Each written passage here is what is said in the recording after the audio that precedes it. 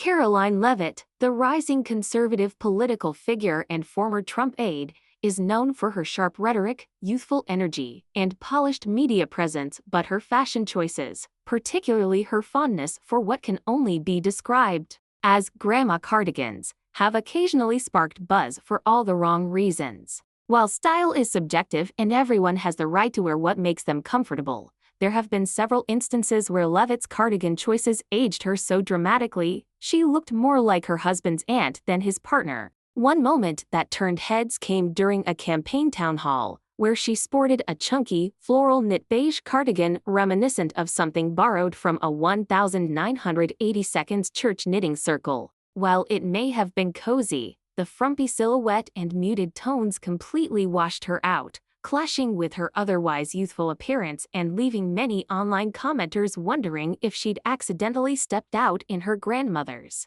Sunday best. The second instance occurred during a media appearance on a conservative morning show. Leavitt, seated between two sharply dressed male hosts in tailored suits, wore a boxy, pastel blue button-up cardigan with pearl buttons and droopy sleeves, which unfortunately gave off more retirement home vibes than polished political punditry. The stark contrast made her look like she was ready to host a tea party for great-grandchildren rather than spar in a debate about national policy. Then there was the infamous campaign rally in New Hampshire, where temperatures were chilly but not cold enough to justify the heavy, cable-knit maroon cardigan she layered over a plaid skirt and turtleneck. The look had potential, but the cardigan's oversized, slouchy fit aged her significantly, especially when standing next to her sharply dressed husband, who appeared decades younger by comparison. Social media users didn't hold back, with some jokingly asking if Karoline had driven him to the event after bingo night. A fourth moment came during an Instagram Live Q&A, where she attempted a relaxed, off-duty vibe,